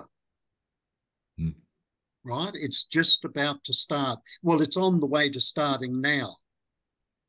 So the satanic side of things is being taken out as we speak. It will take probably another 1.5 years. So it's expected by 2025, the Golden Age will be starting. Now, this is prophecy. This is biblical prophecy. What we've just been going through and what we've still got to go through are not the end times, right? This 1,000-year Golden Age is a reprieve for us. This is a special blessing given to us by our Heavenly Father, Lord Jehovah. And in this Golden Age, we will all be awakened. We will all go on this spiritual path. Right? Our desire is manifest before our eyes. You can now live your life with complete confidence that you are going into this Golden Age. It's just about here. There is just certain cleanup operations still have to be done. Now, our Heavenly Father doesn't do all this on his own. He has many, many helping hands in this world. And in those helping hands, there are many top-level military people. There is a global military alliance made up of 17 countries. USA is one, Russia is another, Australia is another, a lot of the European countries, and even, would you believe, North Korea is one of the 17. Staggering as that sounds. But the top military brass of all these countries are together, working together to bring about our Heavenly Father's plan for this world. To do that, they have to remove all of the dark side. I can tell you, Ardern has already been arrested for what she did to the New Zealand public. She has already been arrested. Other members of the government that brought about this pandemic and this, this thing in the arm, they've already been arrested. Many, many people around the world. The Rothschilds are being taken out as we speak. They no longer have the control of the banking industry that they did. They no longer have the ability to print fiat money. So this is all taking place, but it's military. And, the military do not tell you what they're going to do before they do it. It's all done in secret, and it's all done behind the scenes. A lot of people today are still saying, well, there's nothing happening. Well, it doesn't appear to be happening, but it is happening behind the scenes. So if you are in contact with the right intelligence, and you can get in contact with good intelligence reports, you can see what's happening. You can join the dots. Now, I've been joining the dots here for 3, 4, 5 years. So, I'm pretty well ahead of the curve. And of course, I have this spiritual side of me that allows me to see ahead and see what's coming. And that's why I can say to you, that from now on, just live your life with the absolute confidence that you are going into the golden age. You are taking your family into it. You are taking your friends with you. Awesome. How exciting. Yeah. Good. One other question. What advice would you give someone just starting out on the journey of learning meditation? The doctrine of the great learning says it all, righto? That is, you have to be able to illustrate illustrious virtue. That means you must keep the commandments. You must keep the commandments. This is the underlying factor of the success in meditation. Then love the people. Bring the people along with you. Give the people the confidence, and where you can be showing loving kindness to even those in the animal kingdom. Please do that. Please do that. Then rest in the highest excellence. Now think in terms of who was, the 3 laws of motion. Who am I talking about there? The three laws, there was the body in motion, a body at rest, and the apple fell on his head, and he came to the conclusion that action and reaction was equal and opposite. Mm-hmm. Well, action and reaction is equal. Isaac Newton. Is karma. A body at rest is a body will remain at rest until it is impinged upon by another body that makes it move. So you have to think in this line. You have to become a body at rest. So it doesn't mean that you have to sit up in full lotus like an Indian yogi. You can sit on your chair, but don't lean back. Don't rest your back on the chair. Sit upright on the chair, feet flat on the floor, thighs parallel to the floor, your hands in your rest, and just come to a halt. Just come to a complete rest. Bring the body to a rest. Don't move. You may be able to do that for 5 minutes. Do it for 5 minutes a couple of times a day.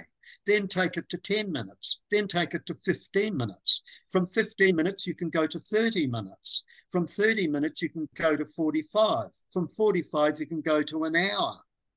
If you can sit for an hour without moving, and the mind should also come to a halt. You know, if the mind starts thinking about something, bring it back so that it is within you. Bring it back to the emptiness. Bring it back to you looking up into the night sky at that empty blackness that goes forever. That's where you want to be. Does awesome. that sound good? It does. Thank you very much. And last question is, how does Source or God speak to you?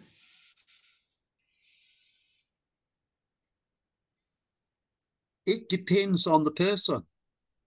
Now, in my younger days, I required Source to appear as somebody and talk to me and make me do something. So when I was in India, Tirunamalai, right, Source appeared as an Indian yogi and without saying anything to me, purified me. So Source will come to you in these ways. Source will turn up as a book. Wow. But you have to desire. You got it? You have to desire Source to come to you. If you're strongly desiring Source to come to you, Source will come.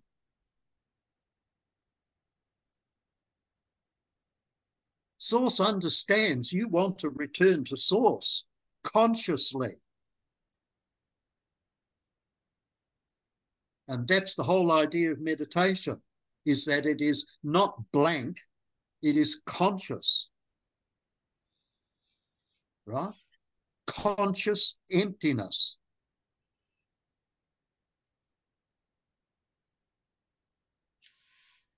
Thank you. That's awesome. Good, good. Lou, would you like to ask your questions, please? Thank you. Yes, of course. First of all, Tal, thank you very much for such a great presentation or for this great sharing about your life and experiences. Okay, I have a couple of questions. First of all, how can you reconcile all these philosophies or religions or experiences that you have gone through into one common path? That is one question. Then another question is, how do you see spirituality after 2025? That is, regardless of the year, in the golden age. And I might have a third one, but let's get onto these two first. Thank you.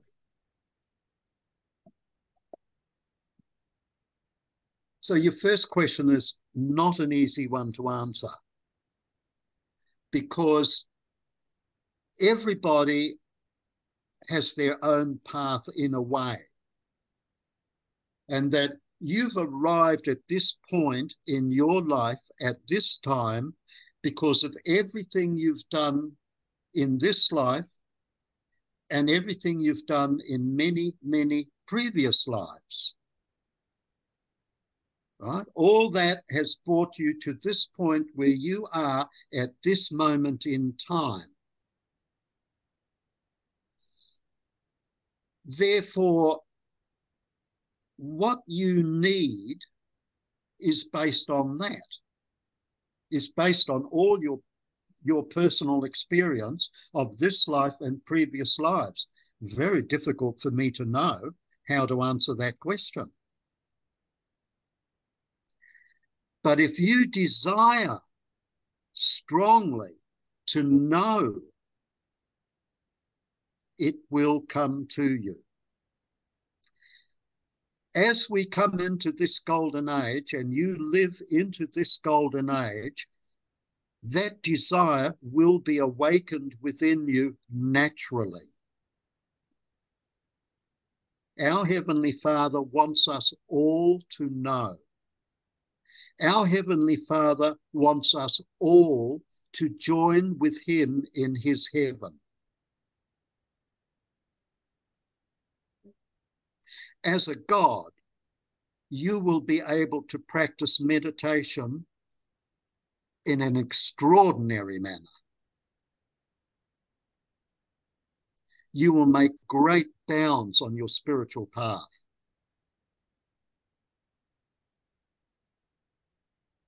It's coming to you. You've been on the path for some time. Otherwise, you wouldn't be with 5D and beyond.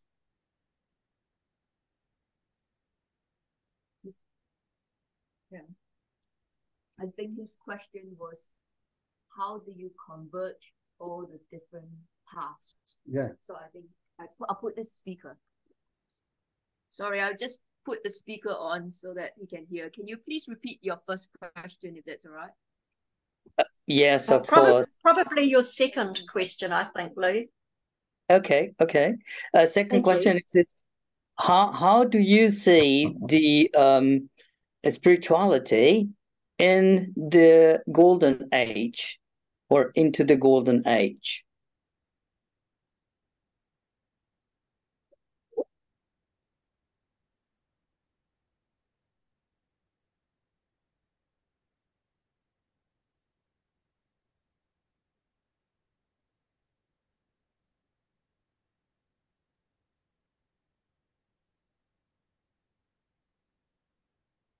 Can you hear us, Tel?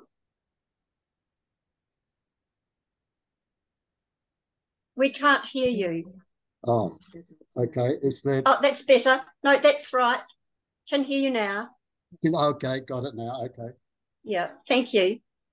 So what I wanted to say to the gentleman was that, because he was asking how to bring all the different philosophies and paths into one path. And, you know, what I was saying was it's very difficult to answer that question for me, because all the different paths are what he has experienced in this life and in previous lives. And all those different experiences have brought him to be the person that he is right at this moment.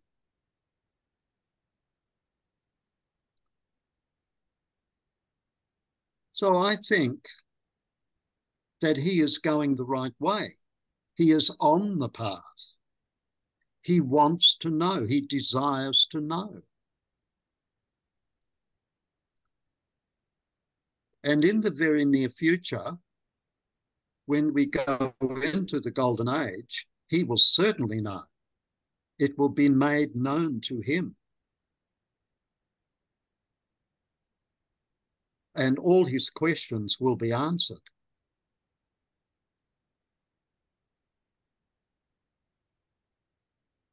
Are we still hearing? Yes. Good. Yes, it's good. You know, and what I want to say to the gentleman is, be confident in yourself. Because right at this moment now, you are with a spiritual group of people who are searching for the absolute truth. You are hearing truth. So be confident in yourself that you are on the path.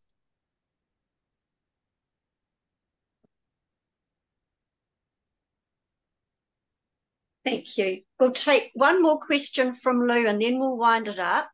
So your second question, please, Lou. Okay, Jude, I'm sorry, do you mean about the Golden Age? Yes. If Yes. that's the one you want to present, yes. Yes, during that golden age. You will see all your questions will be answered. You know, and they will be answered for your particular experience. And my question for you, Tel, would be, how do you, Tel, see spirituality in the Golden Age, if that's possible?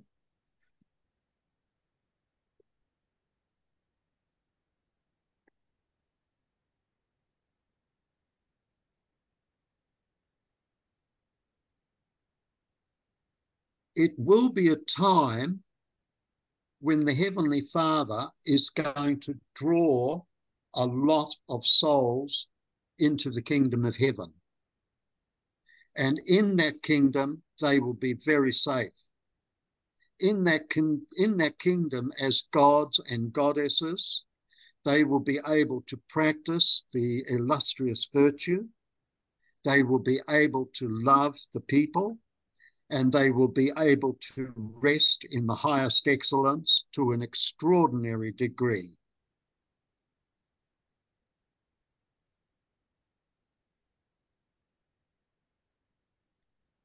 Thanks. Thanks, really.